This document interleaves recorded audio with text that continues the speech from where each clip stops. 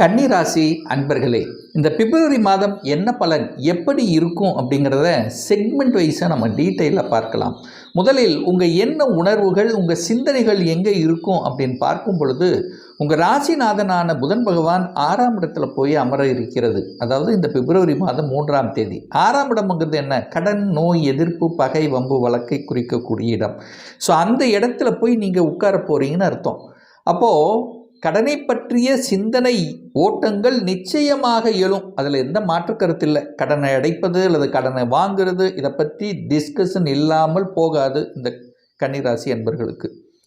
அடுத்து ஹெல்த்தில் கான்சியஸாக இருக்கணும் கண்டிப்பாக. ஏன்னா நீங்கள் போய் 6ஆம் இடத்துல உட்காந்துருக்கீங்க. உங்களுக்கு உங்கள் வயதுக்கு ஏற்ப ஏதாவது ஒன்று உபத்திரங்களை கண்டிப்பாக காண்பிக்கும். இல்லைனா ஒரு செக்கப்பாவது, ஒரு மாஸ்டர் செக்கப்பாவது பண்ணிக்கணும். ஏதோ ஒரு தொந்தரவு இருக்கிற மாதிரி ஒரு ஃபீலிங்ஸ் இருக்குது அப்படிங்கிற எண்ண உணர்வுகளை கண்டிப்பாக கொடுக்கும். இதில் மாற்று கருத்து என்பது இல்லை. அப்போ ஹெல்த்தில் அக்கறை எடுத்துக்கொள்வது இந்த கன்னிக்கு நல்லது. எதிரி தொல்லைகள் வராமல் பார்த்துக்கணும். இல்லைனா உங்கள் எதிரிகளை பற்றிய சிந்தனை ஓட்டங்கள் இருக்கும். அவங்கள பற்றி ஒரு டிஸ்கஷன் உங்கள் குடும்பத்தில் உங்கள் கணவன் மனைவி அல்லது உங்கள் குடும்ப உறுப்பினரோட பேசாமல் இருக்க மாட்டீங்க. ஏன்னா 6ல் போய் உட்கார்ந்துருக்கீங்க.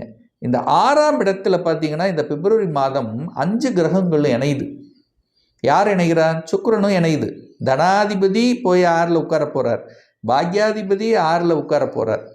செவ்வாய் பகவான் 8க்குரியவன் அட்டமாதிபதி, அவரும் போய் 6ல் உட்கார போகுது. உங்களுக்கு ஆகாத அந்த செவ்வாயும் போய் கெடுதலை செய்யக்கூடியவனும் போய் 6ல் உட்கார போகிறான். அங்கே செவ்வாயோட ராகு வேற இணையுது. அங்கே ஏற்கனவே ராகு இருக்குது, அங்கே செவ்வாய் சேருது. பிடிவாத குணம், கோப குணம் வெகுண்டெழும் இந்த கன்னிராசி என்பவர்களுக்கு. கோபம் ஆக்ரோஷம் பிடிவாத குணம் என்பது மேலோங்கி இருக்கும். இதை மட்டும் கண்ட்ரோல் செஞ்சே ஆகணும். ஏன்னா 6ல் போயிருக்கோம். இல்லைன்னா ஏதாவது ஒரு பிரச்சனையை இழுத்து விட்டுருவீங்க. ரைட். அடுத்து உங்களுக்கு பாருங்க, புதன் 10ஆம் அதிபதியும் போய் 6ல் உட்கார்ந்துருக்கு.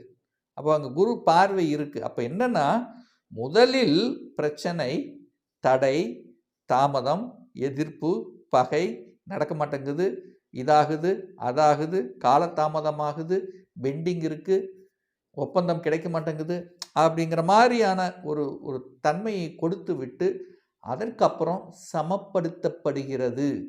சமப்படுத்தப்படுகிறதுன்னு என்ன? சரி செய்யப்படுகிறது.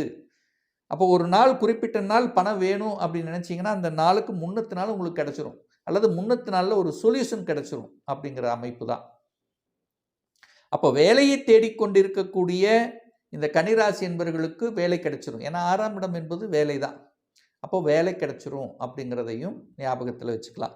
அப்போது வேலை, ஏதோ ஒரு வேலை ஒரு 2 மாதமாக தேடுறேன் சார், கிடைக்கல, இப்போ இந்த மாதமாவது கிடைக்குமா, ஒரு நல்ல வேலை அமையுமா? வேலை அமையும். அதில் எந்த மாற்று கருத்தும் இல்லை. ஏன்னா 10ஆம் இடத்தில் குரு அமர்ந்து கொண்டு தனது பாக்கிய பார்வையாக 6ஆம் இடத்தை பார்த்து வலுப்படுத்தி கொண்டிருக்கிறது. அப்போது குரு எங்கே பார்க்குறாரோ அந்த இடத்தில் ஒரு புனித தன்மை, ஒரு சமப்படுத்தல் தன்மைங்கிறது நிச்சயமாக உண்டு.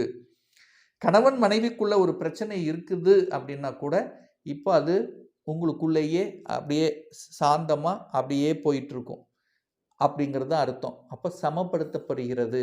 அப்போ ஒருவருக்கொருவர் புரிந்து கொள்ளக்கூடிய சில தன்மைகள் உங்களுக்கு ஏற்படுத்தும் அப்படிங்கிறது தான் அமைப்பு.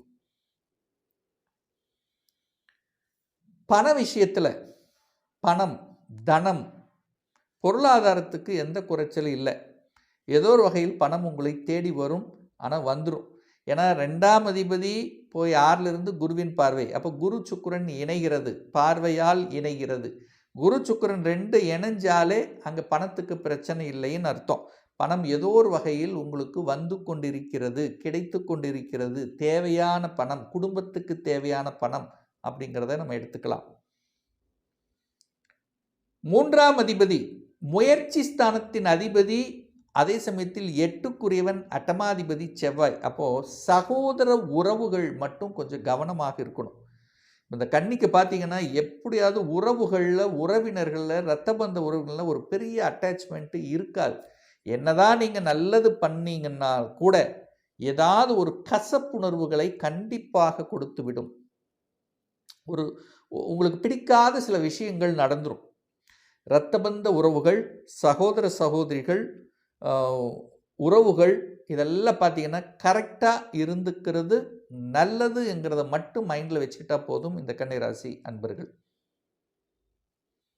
சார் யார் சார் நமக்கு நல்லது பண்ணுவான்? இந்த கன்னிராசி அன்பர்களுக்கு யார், எந்த கிரகம் நல்லது பண்ணும் அப்படின்னா, ஒன்று சுக்கிரன் நல்லது பண்ணுவார். எந்த விதத்திலும் சுக்கிரன் உங்களை கெடுக்க மாட்டார். அப்போ இந்த கன்னிராசி என்பர்கள் மனைவியை நம்பலாம். மனைவியை நன்றாக பார்த்து கொண்டாலே உங்களுக்கு நல்ல பாக்கியம் கிடைக்குங்கிறது அமைப்பு. இதில் எந்த மாற்று கருத்தும் கிடையாது. அடுத்து குரு. இந்த சுக்கிரன் குரு நல்ல இடத்தில் அமர்ந்து கொண்டு குரு சுக்கிரன் எங்கெல்லாம் பார்க்குதோ அங்கெல்லாம் சமப்படுத்தப்படுகிறது அப்படிங்கிறத நீங்கள் எடுத்துக்கலாம். அப்போ சுக்கிரன் நல்லது, குருவும் நல்லவர் தான்.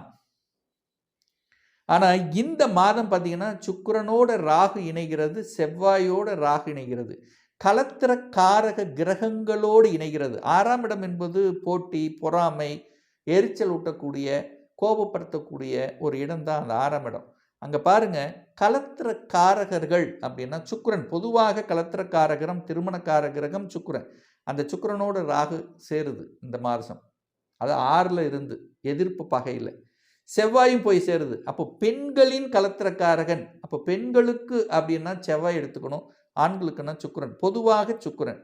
அப்போது அந்த 2 கலத்திர காரக கிரகங்கள் ராகுவோடு இணையும் போது கலத்திர விஷயத்தில் கவனமாக இருக்கணும். அதாவது ஆண்களாக இருந்தால் பெண்கள் சார்ந்த விஷயம், பெண்களாக இருந்தால் ஆண்கள் சார்ந்த விஷயத்தில் கண்டிப்பாக கவனத்துடன் இருக்கணுங்கிறத மைண்டில் வச்சுக்குங்க.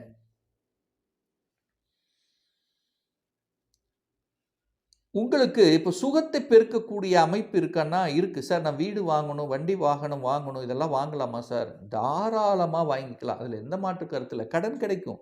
6ல் தான் போய் உட்காந்துருக்கீங்க, கேட்ட இடத்துல கடன் கிடைக்கும். அது குரு 4ஆம் இடத்தை பார்க்குறார். குரு 10ஆம் இடத்துலேருந்து 4ஆம் இடத்தை பார்க்குறார். சுகஸ்தானத்தை வலுப்படுத்திக்கலாம்.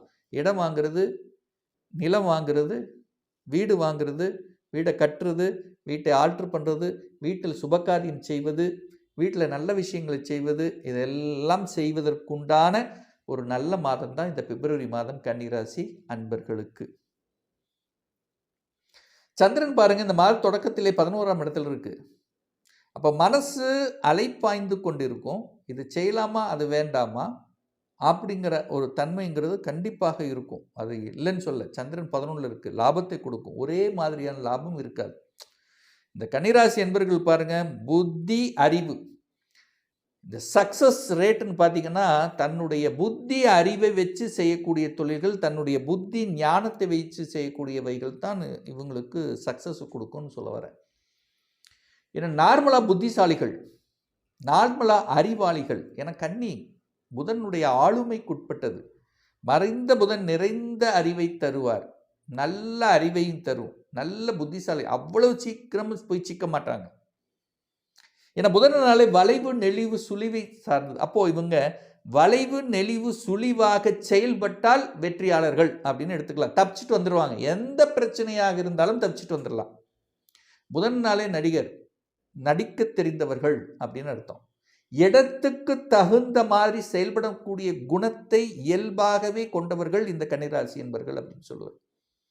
அப்போ நீங்க எந்த இடத்துலனாலும் இடத்துக்கு தகுந்த மாதிரி செயல்பட்டீங்கன்னா அங்க உங்களுக்கு எந்த வலியும் வேதனையும் இல்லை. வேலை மாறணுமா, இன்னொரு வேலையை அமைச்சிட்டு மாறிக்கலாம், அவ்வளோதான். எந்த ஒரு தொந்தரவும் இல்லை. 6ஆம் இடம் எதிரிகளை கூட தன்னுடைய கட்டுப்பாட்டில் கொண்டு வரக்கூடிய அமைப்பு இவங்களுக்கு உண்டுன்னு சொல்லுவேன். அப்போ நளினம் தன்மை கொண்ட, எதையும் சாதிக்கக்கூடிய, சுறுசுறுப்போடு செயல்படக்கூடிய, காதல் தன்மை கொண்ட, காதல் உணர்வு கொண்ட இந்த கன்னிராசி என்பர்கள் நிச்சயமாக இந்த மாதம் ஏதாவது ஒரு ரூபத்தில் தன்னுடைய இயல்பான துடிப்பால, செயல்முறையினால வெற்றி அடையக்கூடிய ஒரு நல்ல மாதமாகவே அமைய இருக்கிறது. ஒரு நல்ல தெய்வ வழிபாடு அப்படின்னு எடுத்துக்கிட்டா சுக்கிரன் தான் உங்களுக்கு பாக்யாதிபதி. அம்மன் தெய்வத்தை, உங்களுக்கு பிடித்த மகாலட்சுமியை வெள்ளிக்கிழமை நீங்கள் வழிபட்டீங்கன்னா தனம், குடும்பம், வாக்கு, பாக்கியம் சிறப்பு பெறும்ங்கிறதுல எந்தவித மாற்று கருத்தும் கிடையாது.